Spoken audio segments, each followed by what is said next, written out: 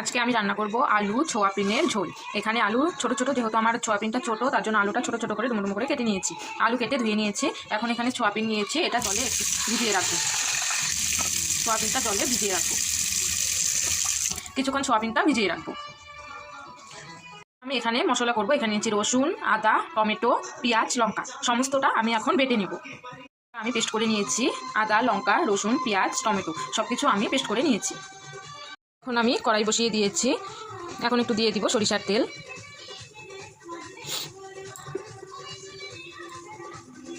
তেলটাকে আমি গরম হতে দিব। আমার তেল গরম হয়ে গেছে। এখন আমি কেটে রাখা আলুটা ভেজে নিব।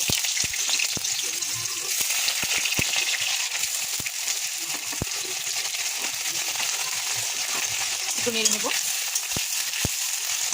এখানে আমি সামান্য একটু নুন, সামান্য একটু হলুদ গুঁড়ো দিয়ে দেবো। দিয়ে ভালো করে নাড়িয়ে চাড়িয়ে নেব।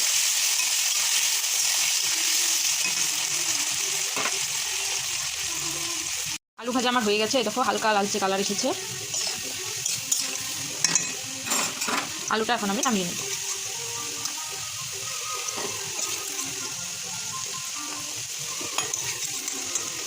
তো আলু আমি উঠিয়ে নেব। এই তো আমার আলু ভাজি হয়ে গেছে।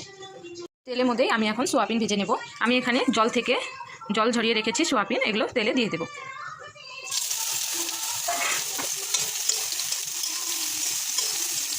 একটু নাড়াচাড়া করে নেব। এখন সামান্য একটু নুন,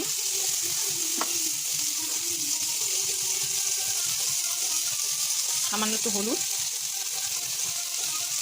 সামান্য একটু জিরে গুঁড়ো, সমস্তটা দিয়ে ভালো করে নাড়িয়ে চাড়িয়ে নেব।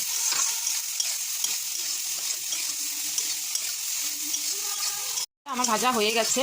বেশি ভাজা যাবে না, এই যে লালচে লালচে করে হালকা ভেজে নিতে হবে। আমি এখন সোয়াবিন নামিয়ে নেব। সোয়াবিনগুলো আমার ভাজা হয়ে গেছে। এই কড়াইয়ের মধ্যে আমি তেল দিয়ে দেবো, সরিষার তেল। গরম বসিয়ে দিয়েছি। এখানে ফোড়নের জন্য নিয়েছি জিরা, গোটা গরম মশলা, তেজপাতা আর নিয়েছি পেঁয়াজ কুচি। গরম হয়ে গেছে। এখন দিয়ে দেবো তেজপাতা, গোটা গরম মশলা আর জিরে।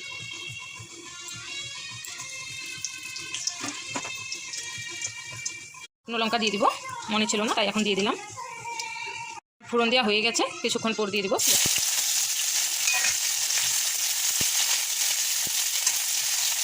পেঁয়াজটা। একটু ভেজে নেব লালচে করে, লালচে লালচে করে ভেজে নিয়েছি। এখন দিয়ে দিব বাটা মশলাগুলো, আদা বাটা, লঙ্কা বাটা, রসুন বাটা, পেঁয়াজ বাটা আর দিয়ে দিব টমেটো পেস্ট। সমস্তটাকে ভালো করে মিশিয়ে নেব। এখানে আমি দিয়ে দিব সামান্য লবণ, হলুদ 1 চা চামচ,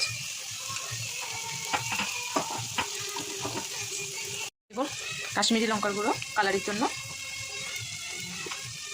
দিয়ে দেব ধনিয়া গুঁড়া, দিয়ে দিব জিরার গুঁড়া আর একটু দিব সবজি মশলা।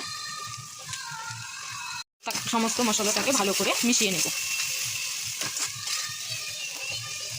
অন্য পরিমাণে দিয়ে দেবো চিনি, টেস্ট আসার জন্য। চিনিটা দিলে মশলা টেস্টটা দ্বিগুণ বেড়ে যায়।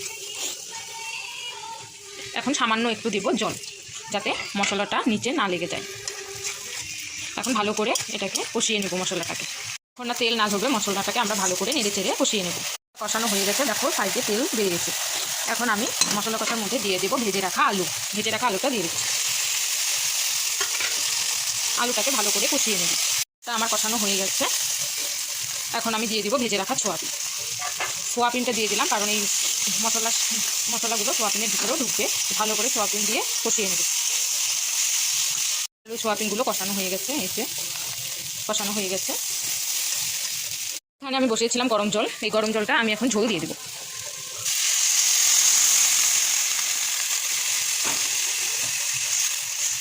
ঝোলটা যার যার ইচ্ছে মতো, যে যতটা ঝোল খেতে পছন্দ করো। আমি এটা ঢেকে দেব। 5 মিনিট পর আমি ঢাকাটা উঠিয়ে নেব।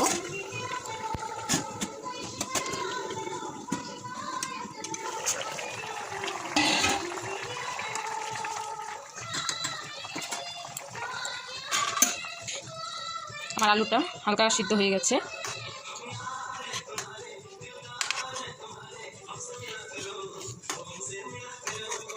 কটা আলু উঠিয়ে নেব। কয়েক আলু উঠিয়ে নিয়েছি, এখন এগুলো একটু থেতো করে দেব।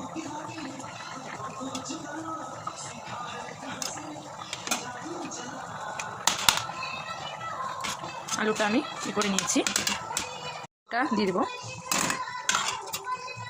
দেওয়ার পর কিছুক্ষণ নাড়িয়ে নেব।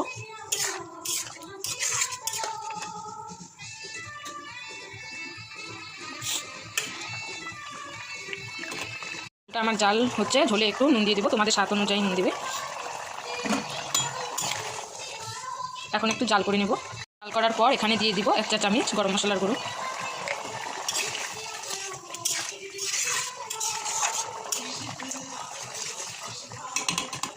আমি দিয়ে দিব ধনিয়া পাতা। আমি পাতা পাতা করে ছিঁড়ে ছিঁড়ে দিয়েছি, তোমরা পারলে কুচি করেও দিতে পারো।